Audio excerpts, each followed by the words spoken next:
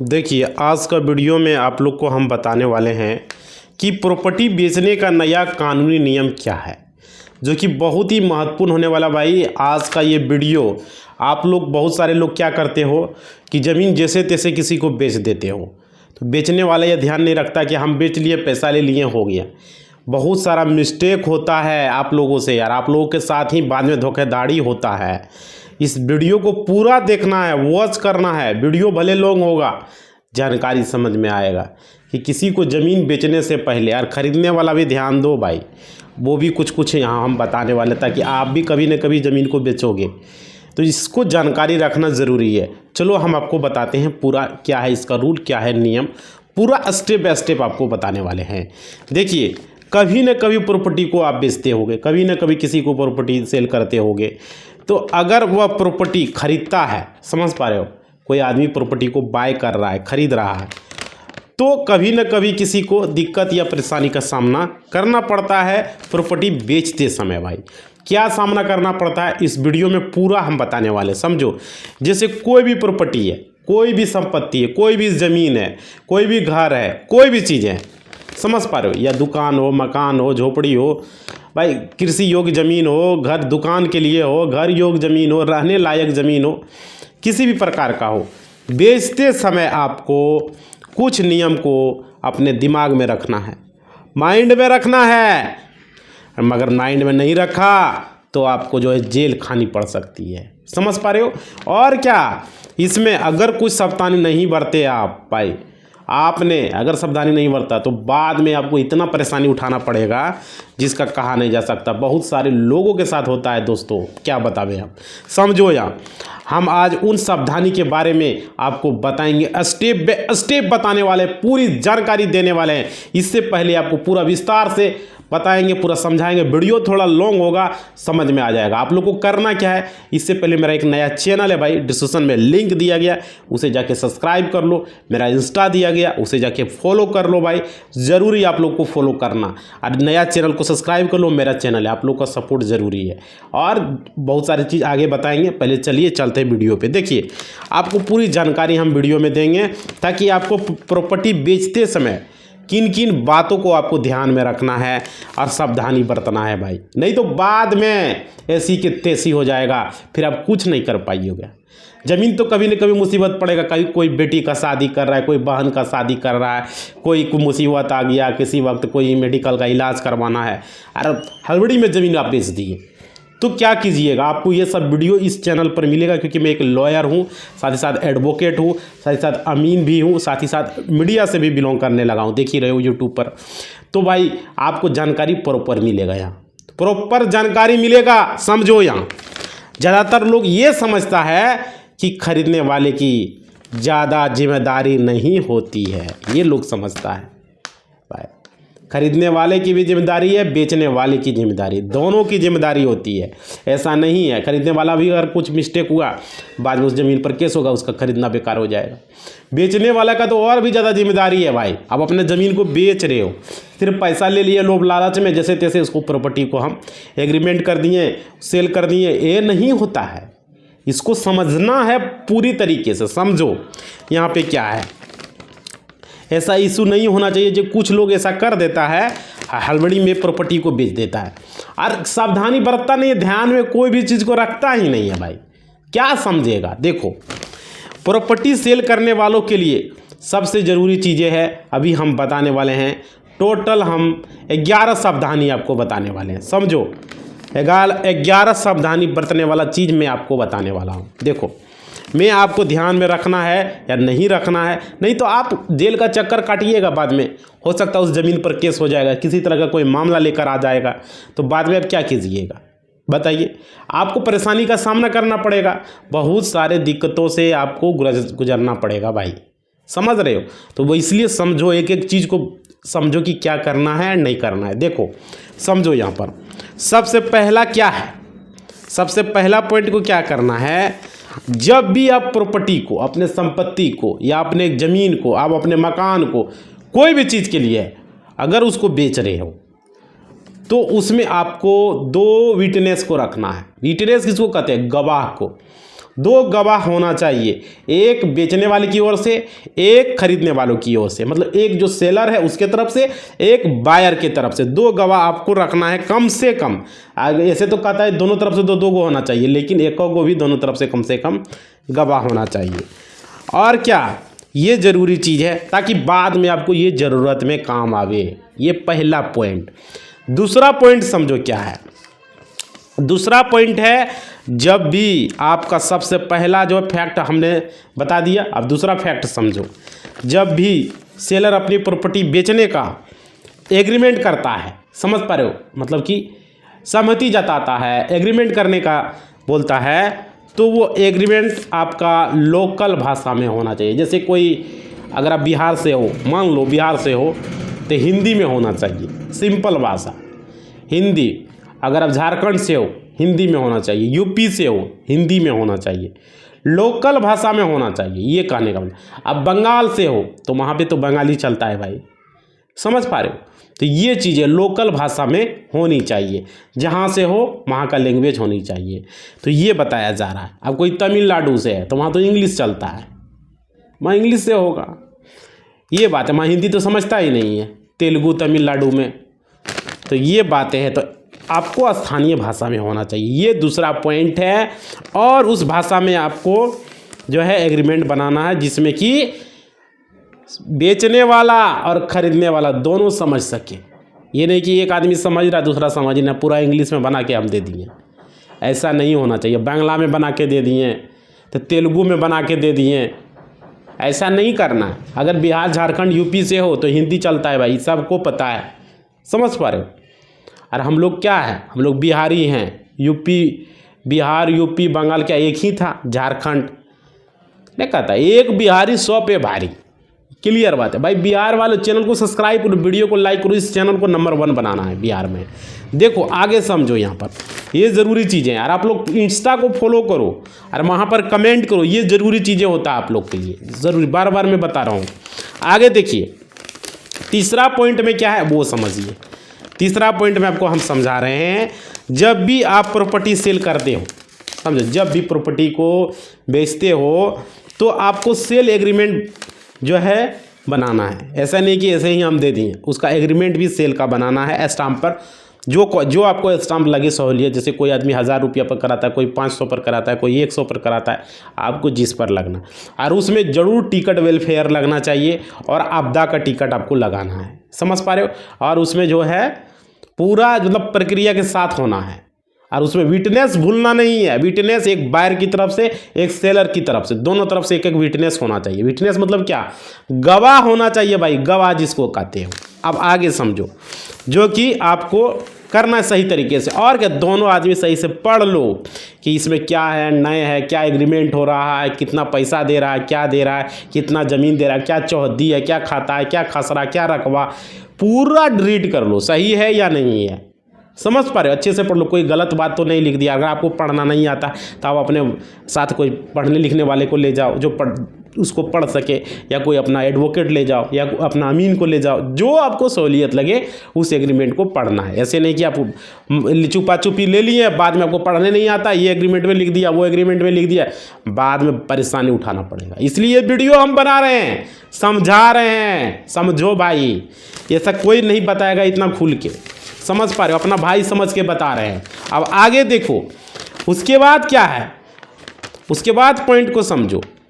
आप देखो, बायर के अकाउंट में, जो ज़मीन को खरीद रहा है उसके अकाउंट में अगर मानो कि पैसा आप देना चाह रहे हो, आप बोल रहे हो कि हम ऑनलाइन के माध्यम से आपको देंगे, क्या प्रूफ है आपने दिया, बाद में दिक्कत हो सकता है। बहुत सारे लोग मुकर जाते हैं, उसको कैश दिया, वो बोला कि हमको पैसा ही नहीं दिया। आजकल ऑनलाइन का ज़माना है, ताकि अकाउंट में पैसा भेजेगा, कोई चेक से पैसा देता है ताकि प्रूफ रहे कि हमने इसको पैसा दिया है।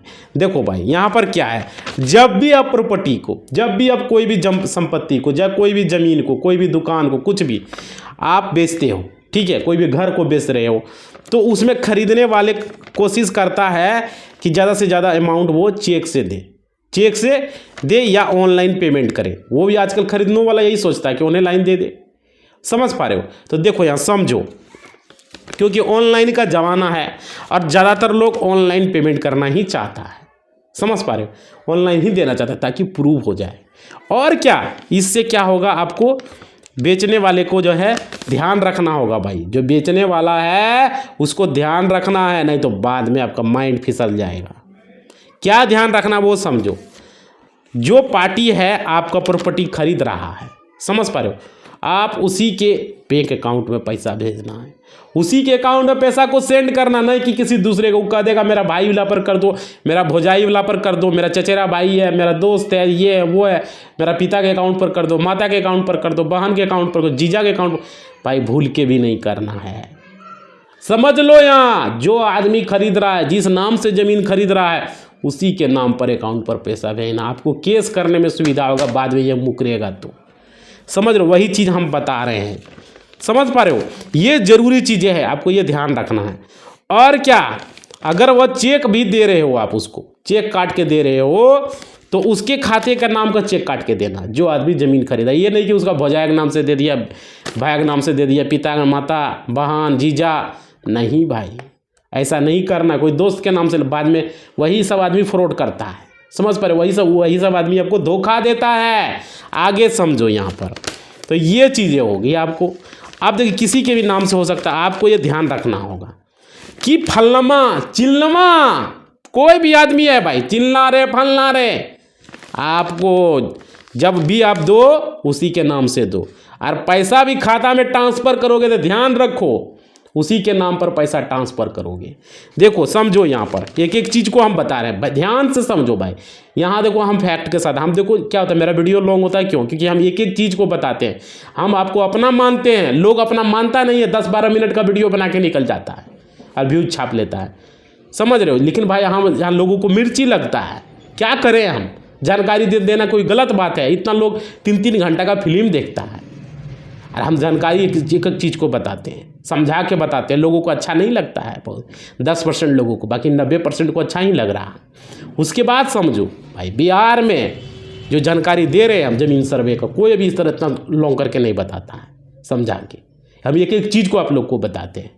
उसके बाद देखो भाई, यहाँ समझो, पैसा जो ट्रांसफ़र करोगे, चाहे वो आपका RTGS हो, समझ पा रहे हो, रियल टाइम ग्रॉस सेटलमेंट, या आपका IMPS हो, इंस्टेंट मनी पेमेंट सिस्टम, जो भी है भाई, जो उसको बोला जाए, IMPS के जरिए करो, NFT करो, NEFT करो, या RTGS करो, जो भी करो, उसको जो है किसी भी माध्यम से पैसा ट्रांजेक्शन कर रहे हो, दे रहे हो, उसका अकाउंट में दे रहे हो, UPI के थ्रू दे रहे हो। अब UPI के भी लिमिट बढ़ गया है, आप लोगों को पता ही है कि UPI की लिमिट सरकार ने बढ़ा दिया है, समझ पा रहे हो। जो भी ट्रांजेक्शन से कर रहे हो, आपको ये ध्यान रखना होगा, उसी के नाम से वो अकाउंट होना चाहिए, उसी के नाम से वो UPI होना चाहिए, उसी के नाम से वो फ़ोनपे, गूगल पे, पेटीएम, भीम UPI, कुछ भी भाई उसी के नाम से होना चाहिए। ये नहीं कि किसी दूसरे के अकाउंट पर आप ट्रांसफ़र कर दिया, बाद में आपको झाल बजाना पड़ेगा, बाद में परेशानी में जाना पड़ेगा आपको, समझ पा रहे हो। अब आगे समझो, यहाँ जो भी प्रॉपर्टी है भाई, ये तो हो गया ट्रांसफ़र जो भी करना है। अब बहुत सारे लोग कर देता है, उसका भाई के अकाउंट पर कर दिया, चचेरा भाई कर दिया, जीजा कर दिया, बहन कर दिया, माता पिता, भाई ये दिक्कत हो जाएगी। ये चीज़ को आपको ध्यान रखना। अगला पॉइंट को समझिए। अगला पॉइंट देखिए, लोग कहाँ गलती करता है। एक एक चीज़ को हम बता रहे हैं, खरीदने वाले ध्यान दो और बेचने वाले दोनों ध्यान दो भाई, दोनों को ये बता रहे हैं, दोनों को बाद में गलत दिक्कत होता है। हमारे पास ही कोर्ट में फाइल लेकर आ रहा है, ये सब जो फाइल, पुराना फाइल देख रहे हो, कोर्ट में लेकर आ रहा है। ये सब क्या है, सब ज़मीन का है भाई। हमारा घर में हम भी एडवोकेट हैं, हमारे पिताजी भी एडवोकेट है, हमारे भाई भी एडवोकेट है, सब कोई एडवोकेट है। हम लोग के पास तो क्या बोलते हो कि जो भी लोग आता है बहुत दर्दनाक लेके आता है, समझ पा रहे हो। और आगे देखिए, यहाँ पर आगे चीज़ आप लोग को हम बता रहे हैं। यहाँ पे देखिए, समझिए, ज्वाइंट रजिस्ट्री होने पर 50% दोनों होल्डर के अकाउंट में। भाई आप समझो ये क्या है ज्वाइंट रजिस्ट्री, मतलब कि एक ही ज़मीन, एक ही घर, एक ही चीज़ है, तो उसमें क्या होगा कि आप एक ही अकाउंट के आदमी पर नहीं देना पैसा, आपको अलग अलग अकाउंट पर देना। अगर 2 आदमी है तो 50-50 अकाउंट पर देना। ये नहीं कि एक ही पर सब पैसा भेज दिया। 2 भाई है, अब एक ही भाई को पूरा पैसा भेज दिया तो दूसरा भाई जाके कल के समय में केस कर देगा, आप पर केस कर देगा। किस पर? खरीदने वाले पर। समझ रहे हो? समझो, खरीदने वाले को भाई ध्यान दो भाई। आगे देखो, वीडियो में हम बता रहे हैं। देखो, मान लो कि प्रॉपर्टी आप बेच रहे हो, सेल कर रहे हो किसी को, तो ज्वाइंट प्रॉपर्टी है तो आपको क्या करना है। मान लीजिए कि हस्बैंड और वाइफ दोनों पति पत्नी के नाम से है, या भाई भाई के नाम से, दो दो भाई है, या आपका भाई बहन के नाम से, या आपका बाप और बेटा के नाम से यानी पिता और पुत्र के नाम से है, या माता पिता के नाम से, जो भी है भाई, भाई बहन माता पिता जो भी है, अगर वो ज्वाइंट प्रॉपर्टी है, दो आदमी के नाम से है, तो मतलब कि आप उसे जो है आधे का मालिक जो है आधा पैसा दोगे और दूसरा पैसा दूसरे को आधा दोगे। ये नहीं कि एक ही के आदमी के अकाउंट में, अगर मानो प्रॉपर्टी 5 लाख का है, 10 लाख का मान लेते हैं, और 2 आदमी है, मान लो कि ये 2 भाई है, तो 10 लाख का है तो 5 लाख इसका अकाउंट में देना, 5 लाख उसका अकाउंट में। ये नहीं कि एक ही अकाउंट पर कर देगा, अरे एक ही पर भेज दो, कल के समय में वो फॉर्जरी केस आप पर कर देगा। समझ पा रहे हो? वो कहेगा हमको पैसा नहीं दिया, क्या कीजिएगा? या भाई बहन के नाम से है तो दोनों के अकाउंट पर 5-5 लाख भेजना है, माता पिता के नाम से दोनों के अकाउंट पर भेजना है। समझ पा रहे हो? या बाप बेटा के नाम पर है तो बाप पर 5 लाख, 5 लाख बेटा पर, या पति पत्नी के नाम पर है तो पत्नी पर 5 लाख, 5 लाख पति पर। मतलब कि क्लियर है, जो 2 आदमी या 3 आदमी के नाम से है तो 3-3 के हम लोग बराबर बराबर भेजना है। 3.5 लाख करके होगा, 3,30,000, 3,30,000 जो भी है, 3-4 आदमी के नाम पर है 2.5 लाख करके भेजना है। 5 लाख के आदमी के नाम पर है 2-2 लाख करके भेजना है। ज्वाइंट प्रॉपर्टी खरीद रहे हो तो ये करना है भाई। वो कह देगा एक ही अकाउंट पर दे दो सब, कुछ नहीं हुआ, कोई दिक्कत नहीं है, लेकिन बाद में आपको सेफ्टी रखना है। यही चीज़ आपको हम समझा रहे हैं। उसी के अकाउंट पर देना, उसको अलग से चेक काट के देना, अगर देना भी है तो। ये नहीं कि एक ही आदमी को हम चेक काट के दे दिए, एक ही आदमी के अकाउंट पर RTGS कर दिए, IMPS कर दिए, नेफ्ट कर दिए, नहीं भाई, समझो। बाद में यही सब कोर्ट में केस लेके आया हुआ है कि हमको पैसा नहीं दिया, हम जमीन कहाँ बेचे, हम नहीं बेचे, हमको पैसा ही नहीं दिया। भाई तो क्या होगा? बेचने वाला कहेगा हमको पैसा ही नहीं दिया, ज़बरदस्ती ज़मीन लिखवा लिया। समझ रहे हो? तो ये सब परेशानी को आपको उठाना पड़ेगा भाई। फिर क्या करोगे, कहाँ जाओगे? ये क्लियर समझ में आ गया? चलो अगला स्टेप में हम बताते हैं क्या है। ये तो इतना समझ में आ गया। अब देखो ज्वाइंट बायर होने पर क्या करें कल एप्लीकेशन में, अगर दोनों जुड़ा हुआ बायर है तो उसमें क्या करना है वो समझो, एक साथ है तो वो भी समझो। देखो आपने बहुत बार देखा होगा कि कोई भी प्रॉपर्टी बेच रहा है, कोई भी प्रॉपर्टी को सेल कर रहा है, तो खरीदने वाला जो है क्या होता है कि 2 भाई है, 3 भाई है, 4 भाई है, 5 भाई है, 6 भाई है, 7 भाई, इस तरह भी होता है। समझ पा रहे हो? तो क्या होता है कि खरीदने वाले होते हैं तो 2 ज्वाइंट होल्डर हुआ, 2 हुआ, 3 हुआ, 4 हुआ, 5 हुआ, 6 हुआ, 7 हुआ, 8 हुआ, जो भी है हुआ। तो वह ज्वाइंट होल्डर जो है प्रॉपर्टी खरीदना चाहता है कि 2 आदमी मिलकर एक बोला कि हम दोनों मिलकर ज़मीन खरीदना चाहते हैं, आपका ज़मीन, या 3 आदमी मिलकर बोला हम खरीदना चाहते हैं, 4 आदमी मिलकर कहा कि हम आपका ज़मीन खरीदना चाहते हैं, या आपका ये ज़मीन है, ये घर है, 4 आदमी 3 आदमी मिलकर बोल रहा है, 2 मान लो 2 आदमी मिलकर कह रहा है हम खरीदना चाहते हैं, ठीक है। तो वो रजिस्ट्री कराना चाहता है कि आपकी प्रॉपर्टी को लेना चाहता है। 2 आदमी है, 3 आदमी है और आप बेचने वाले एक हो। समझ पा रहे हो? तो अब क्या होगा? वो हम बताए थे, बेचने वाला ज़्यादा था, ज्वाइंट सेलर था, ये ज्वाइंट बायर है। अगर ज्वाइंट बायर है तो अब क्या होगा समझो, मतलब कि जब भी अब एग्रीमेंट करो तो आपको क्या करना है, आपको जो है उस दोनों ज्वाइंट जो भी एग्रीमेंट करने हैं तो ज्वाइंट के नाम से आपको एग्रीमेंट करना है। ये नहीं कि अलग अलग एग्रीमेंट फिर आप करोगे।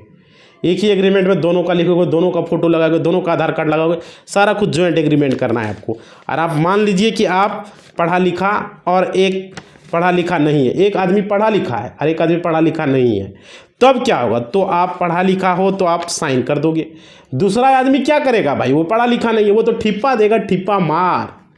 बिहार में तो बहुत सारे लोग ऐसा पढ़ा लिखा नहीं है, तो क्या होगा? अनपढ़ है वो, थंब इम्प्रेशन उसका लोगे आप।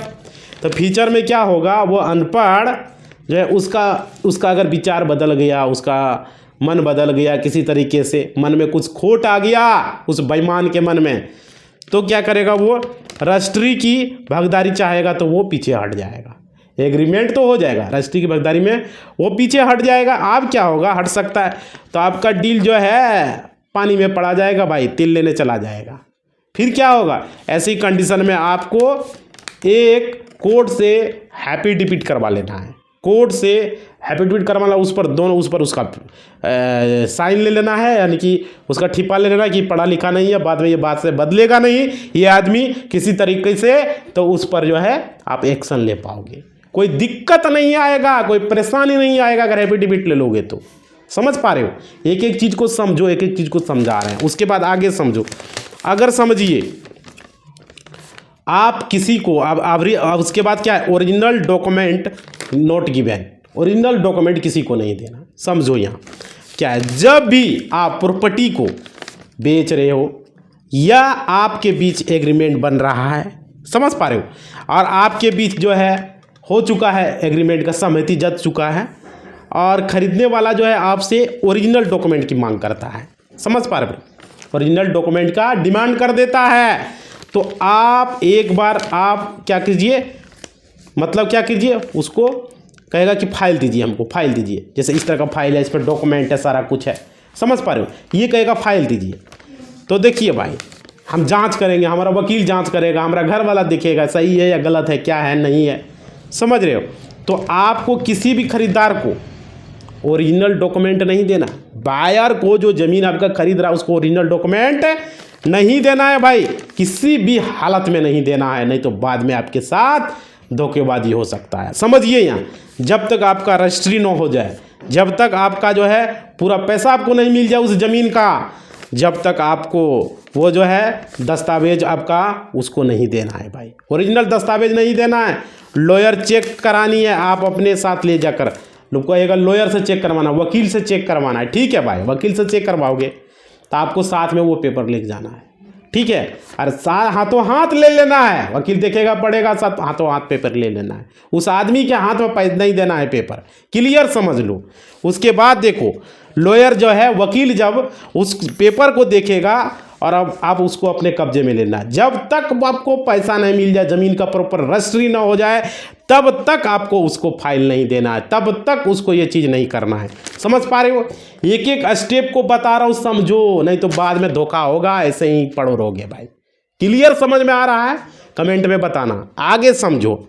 अब देखो क्या करना है, documents xerox cross, document xerox cross mark, जितना भी डॉक्यूमेंट है उसमें आपको क्रॉस मार्क करना है। समझ पा रहे हो, क्लियर समझ रहे हो भाई, ये एक एक चीज़ को आपको समझना है। आगे देखिए क्या है, क्रॉस डॉक्यूमेंट, जो भी करेगा क्रॉस कर लेना है डॉक्यूमेंट में। देखो, जब भी आप प्रॉपर्टी के लिए आप किसी को डॉक्यूमेंट देते हो भाई, तो वोलेगा कि जीरोक्स पहले तो देना नहीं, गछना नहीं है, लेकिन बाद में पूरा करने लगा, नहीं हम देखेंगे ये वो, ठीक है, तो जीरोक्स कॉपी उसको दे सकते हो, लेकिन यहाँ समझो, यहाँ पर जीरोक्स कॉपी आप उसको दोगे तो उसकी जो है वजह लिख दोगे, क्यों उसको जीरोक्स कॉपी दे रहे हो, उसका कारण क्या है, किस वजह से आप दे रहे हो, समझ पा रहे हो, और फलना कॉपी किस वजह से आप दे रहे हो, और किसी को दिए तो उसका उपयोग भी उस चीज़ में कर सकता है, वहाँ पर सावधानी बरतना है भाई। डॉक्यूमेंट को आपको जीरोक्स दोगे तो समझ पा रहे हो, उसको क्रॉस का ऐसे निशान लगा देना, जैसे ये है लिखा हुआ है, इस पर क्रॉस का निशान लगा देना। समझ में आ गया, क्या करना है, क्रॉस का निशान लगाना, ऐसे ऐसे क्रॉस का निशान लगा देना, ऐसे आपको नहीं दे देना है, वो फोटो स्टेट भी दोगे तो क्रॉस का निशान लगाना है। और उसके बाद समझो, जब भी किसी तरह का डॉक्यूमेंट हो, कोई भी हो भाई, जीरोक्स फाइल दे रहे हो, ओरिजिनल तो देना ही नहीं है, ये चीज़ समझ लो, ओरिजिनल उसको देना ही नहीं है, जब भी, ताकि वो यूज नहीं कर पा रहे, आप उसे दोगे ब्लैक एंड वाइट जीरोक्स, और उस पर आप क्या करोगे, मतलब क्रॉस का निशान लगा दोगे ऐसे ऐसे, ठीक है, ताकि उसका कोई मिसयूज नहीं कर पाए, उस डॉक्यूमेंट का कोई गलत यूज नहीं कर पाए। ये क्लियर समझ में आ गया। उसके बाद देखिए, अब आगे देखिए, एग्रीमेंट में जो लिखा रहेगा उसमें से रिलेटेड समझिए कि agreement in topic new ad, ये क्या है समझिए। जब भी आप किसी प्रॉपर्टी को बेचने का इकरारनामा करते हो, समझ पा रहे हो, मतलब प्रॉपर्टी को बेचने का सहमति बनता है, आप लोग के बीच, दोनों के बीच सहमति पत्र होता है। उसके बाद सपोज डेट आप मान लीजिए कि उसमें आपने लिखा कि हम 2 लाख रुपया का केस जो है लेने की उसमें भरपाई की है, 2 लाख रुपया का, समझ पा रहे, 2 लाख रुपया का, और उसको बेचने का जो है इकरारनामा जो है कर दिया गया है। इकरारनामा मतलब कि हमने इकरार किया है। अगर मान लीजिए प्रॉपर्टी खरीदने वाला उसका मौत हो जाता है भाई, मौत हो गया, ठीक है, तो मृत्यु हो जाती है, तो उस कंडीशन में आप उनके जो उत्तराधिकारी है उससे पैसे की आप डिमांड कर सकते हो। ये बात, यही सब तो फोर्जरी होता है, पैसे की डिमांड कर सकते हो, और उनको पता ही नहीं होता है कि इन्होंने कोई प्रॉपर्टी खरीदी थी, और जो है आपको इनकार कर देता है भाई। समझ पा रहे हो। लेकिन उस प्रॉपर्टी को मामला सुलझाने बिना और किसी को सेल करने की कोशिश करता है, मामला सुलझाए बिना किसी को बेचने का कोशिश करता है, तो हो सकता है उनका उत्तराधिकारी जब आपको यह भनक लगेगी तो क्या हो जाएगा कि हमारे पिताजी ने इस प्रॉपर्टी को खरीदने का इकरार किया था।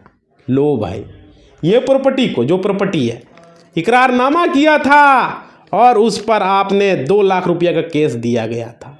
2 लाख रुपया का किया था तो आप पर धोखाधड़ी का केस लगा देगा भाई। और क्या, ऐसा करने से आप बहुत बड़ा मुसीबत में फंस जाओगे और क्या होगा, बहुत झंझट आ सकता है और जेल भी आपको जाना पड़ता है। इसलिए जब भी कोई एग्रीमेंट को सेल करना है भाई, तो आपको उसमें कुछ जो है टाइम की वैलिडिटी लिख दो कि कब तक ये जो है आपका वैलिडिटी है।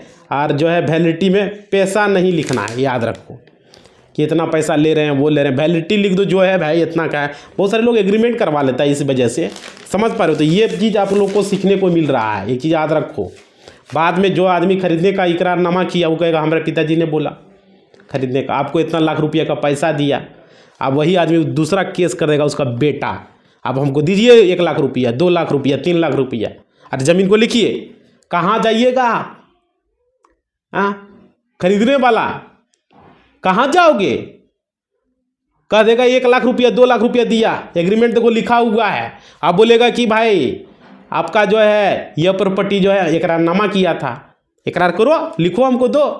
उसका बेटा ये धोखाधड़ी का केस कर देगा, पैसा भी मांगेगा, ज़मीन भी मांगेगा, चल जाओगे मुसीबत में। इसलिए बेचने से पहले ध्यान दो, इसलिए वीडियो हम बना रहे हैं। और समझो, अभी बात ख़त्म नहीं हुआ है, अभी और बात है। देखो, और वैलिडिटी लिख देना है, पैसा नहीं, और उस पर वैलिडिटी भी लिख देना है कि पैसा नहीं देता उसका जो है क्या क्या होगा, उसका मृत्यु हो जाता तो उसमें आपको उत्तराधिकारी का नाम भी डाल देना है। मृत्यु हो जाता तो उसमें उसका जो वंश, उसका जो वारिस होगा उसका नाम लिख लेना, उस एग्रीमेंट में लिखवा लेना चाहिए। इस प्रकार से विवाद का आपका छुटकारा हो सकता है भाई। और इसमें भी बहुत सारा चीज़ है, वीडियो कितना लॉन्ग हो गया। और क्या, देखिए, no extra condition for loan. अब जब भी आप किसी भी एग्रीमेंट को, मान लीजिए आप एग्रीमेंट कर रहे हो या खरीदने वाला जो है बैंक से लोन ले लेता है उस ज़मीन पर जो एग्रीमेंट की है, तो आपको एग्रीमेंट में कुछ कंडीशन लिख देना है कि बैंक लोन नहीं होगा इससे, समझ पा रहे हो।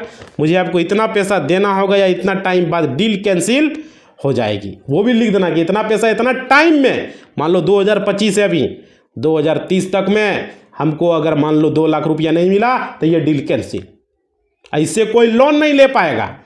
क्लियर बात, समझ पा रहे हो। तो ये जो है इस चीज़ आपको लिख देना है और आपको ऐसा कंडीशन लिख कर जो है सिग्नेचर कर देना है, समझ गया। क्योंकि अगर बैंक कोई भी परिस्थिति में कोई कारण होता है और वो खरीदने के लोन से मना कर देता है तो वो आदमी कहेगा भाई ये प्रॉपर्टी हम नहीं लेके मना कर दिया, तो उसमें सारा चीज़ लिख दो कि बैंक लोन तो देगा, इसका कोई गारंटी नहीं है, देगा या नहीं देगा वो भी मेंशन कर दो भाई, समझ पर। बहुत सारे लोग क्या करते हैं, उस ज़मीन पर ले लेता है। उसके बाद देखिए, register at time, no change condition. देखो भाई, ये इसका मतलब क्या होता है। सपोज डेट, माना कि आपने किसी भी व्यक्ति का प्रॉपर्टी बेचने का इकरारनामा किया, समझ पा रहे हो, और वह लोग मिलकर पैसा की भी पूर्व में बात हो चुका है कि कितना पैसा देगा, 2 लाख, 4 लाख, 5 लाख, भाई बात हो चुका है, ठीक है। और दोनों व्यक्ति जो है क्या है, ज्वाइंट रजिस्ट्री कराना चाहता है दोनों व्यक्ति, तो जो है रजिस्ट्री कराने का सब रजिस्ट्रार की ऑफिस में वहाँ पर जाएगा, ठीक है। और देखिए, ओरिजिनल जो है एग्रीमेंट आपको करना है, ये क्लियर रखना मौजूद है। लेकिन दूसरे व्यक्ति जगह तीसरे व्यक्ति भी उपलब्ध हो जाता है। कभी कभी क्या कहता है, फलनामा नहीं आया, ये आया, वो आया, भाई ऐसे नहीं करना है, धोखेबाजी हो जाएगा। देखो यहाँ पढ़ा रहे हैं हम, फलनामा व्यक्ति की पावर ऑफ एटॉर्नी लेकर आया और उसके अधिकार के तहत आपने नाम पर प्रॉपर्टी कराना चाहता। बहुत सारा ऐसा लोग हैं, समझ पर, ऐसे धोखेबाजी होता है। और क्या होता है, आपको जो है एग्रीमेंट में जो है ऐसी बातें को लेकर जो है आदमी अपने पावर ऑफ एटॉर्नी को लेकर आया है, उस व्यक्ति के बारे में डिटेल लेकर व्यक्ति से पूछ लेना चाहिए कि क्या उस व्यक्ति को पावर ऑफ एटॉर्नी जारी की गई है। उससे पूछ लेना है कि भाई आपको पावर ऑफ एटॉर्नी जारी किया गया है या नहीं किया गया है। अच्छे तरीके से संतुष्ट होने के बाद ही उस रजिस्ट्री के लिए हाँ में भरें भाई, अन्यथा आप उसको मना कर दे साफ साफ शब्दों में। और पावर ऑफ एटर्नी होल्डर के नाम से रजिस्ट्री नहीं करना है आपको, उसी के साथ आपको करना है जिसके साथ आपका एग्रीमेंट हुआ है। जैसे वो बोलेगा पावर ऑफ एटर्नी को लेकर हमें ये फलना चिलना डिगना, बहुत तरह की बातें होती है, समझ पा रहे हो। कोई भी भाई प्रॉपर्टी ज्वाइंट प्रॉपर्टी में ये समझना है आपको। और समझिए, आगे समझिए डॉक्यूमेंट लिस्ट ऑफ रिसिप्ट, ये क्या होता है आगे समझिए। यहाँ पर आपने टोटल डॉक्यूमेंट को जो ओरिजिनल रजिस्ट्री होने के बाद जो है अपने बायर को दिए हैं, उससे संबंधित सभी आप प्रॉपर्टी बेच रहे हैं जो भी डॉक्यूमेंट, उस पर आपको अपना सारा पैसा लेकर उसको दे देना है भाई। डॉक्यूमेंट जो भी आपका है जो दे देना है, और आपको सारे प्रॉपर्टी के दस्तावेज उसको जो है उसके हाथ सौंप देना है भाई। लो ठीक है, तो इससे क्या होगा, पेपर उस थर्ड पार्टी को आपको दे देना है। अगर आपके पास कोई डॉक्यूमेंट रह गया है तो क्या करना है, उस प्रॉपर्टी में कोई विवाद हो गया तो वह सारा आपके ऊपर आएगा भाई। डॉक्यूमेंट रहेगा तो भी आपके ऊपर आएगा, इसलिए सारा डॉक्यूमेंट उसको दे देना। पैसा आपने ले लिया, लिखा पढ़ी हो गया भाई, चलो आप कोई दिक्कत नहीं, मामला अपने आप जो है पूरा पेपर्स आपको दे देना। ये नहीं कि आप क्या कर सकते हो कि चौथे आदमी उसको ताकि हड़प ना पाए, क्योंकि उस बाद में ये चीज़ होता है कि जो आदमी खरीद रहा है उसके पास पेपर ही नहीं है, न उसके पास ज़मीन का रसीद कट रहा है, न बहुत तरह का दिक्कत होता है, उसको पेपर नहीं मिल पाता, तो चौथा आदमी उस ज़मीन को हड़प लेता है, बाद में फिर केस करता है, तो ज़मीन मालिक जो ओरिजिनल होता है उस पर केस आ जाता है। समझ पा रहे हो, ये चीज़ें से बचना है। यही चीज़ें तो बिहार में चल रहा है, लोगों को इसको परेशानी का उठाना पड़ता है, इसलिए आपको ये चीज़ कर देना है। समझ पा रहे हो। और उससे अगर कोई डॉक्यूमेंट आपके पास कोई दिक्कत है तो उसको हैपिट कर देना कि ये ज़मीन हम आज से पूरा लिख दिए, ये ज़मीन का जिम्मेदारी अब इसके ऊपर है, हम इसको पूरा पेपर दें, जो पेपर दिए उसका एक हैपिट बना के लिख के दे दें भाई। समझ पा रहे हो। और उसका जीरोक्स आप अपने पास रख ले, ओरिजिनल उसको दे दें। ये चीज़ें आपका होता है कोई भी प्रॉपर्टी को आपको, ताकि फ्यूचर में कोई भी केस उस आता है तो आपको उससे बचना है। समझ गए, आपके ऊपर बेचने वाले के ऊपर किसी तरह का कोई केस ना आवे, किसी तरह का लेकर कोई मामला नहीं आवे, ये क्लियर। वीडियो भले लॉन्ग है भाई, जानकारी पूरा है, इस तरह का वीडियो यूट्यूब पर कोई नहीं बताएगा समझा के, हमने एक एक चीज़ बताया। मतलब कोई भी चीज़ आप डॉक्यूमेंट के जब लास्ट में समझ लीजिए कि आपने वो ज़मीन को लिख दिया, टोटल डॉक्यूमेंट उसको दे देना है, सारा डॉक्यूमेंट, ताकि कोई उसमें कुछ नहीं कर सके बाद में। और सही दे देना, लिख के मेंशन कर देना है एकदम पूरा कि ये डॉक्यूमेंट हम दे दिए। हैपिडेविट बना लो, हैपिडेविट में ही लिख दो भाई सारा डॉक्यूमेंट हम दे दिए, अगर आपको डाउट लग रहा है तब। एक बाद में कहेगा ये डॉक्यूमेंट हमको देवे नहीं किया, ये कवल्ला नहीं दिया, खतियान नहीं दिया, जिसे ज़मीन खरीदे वो नहीं दिया, तरह तरह की बातें करता है लोग, प्रॉपर्टी मालिक को भी फंसा देता है खरीदने वाला। समझ पा रहे, इस सबसे राहत पाना है आप लोग को। वीडियो कितना यूजफुल है कमेंट करके बताना भाई। वीडियो को हमने पूरा आप लोग को समझाने का कोशिश किया, एक एक चीज़ को हमने आपको बताया। समझ पा रहे हो। इसी बात के साथ अपना वाणी को विराम देते हैं। अगला वीडियो बहुत जल्द ही आएगा, आप लोग लाइक शेयर सब्सक्राइब करोगे वीडियो को। समझ पा रहे हो, ताकि हम आप लोग के लिए वीडियो इस तरह का बना कर ले सकते हैं, क्योंकि हमारे यहाँ एरिया में अभी जो है इंटरनेट कनेक्शन नहीं चल पा रहा, जिस वजह से आपको वीडियो में भी अपलोड नहीं कर पा रहा हूँ। ये वीडियो जैसे ही आएगा हम अपलोड कर देंगे, आप लोग को पास मिल जाएगा। तो आप लोग लाइक शेयर सब्सक्राइब करो भाई, ठीक है। धन्यवाद।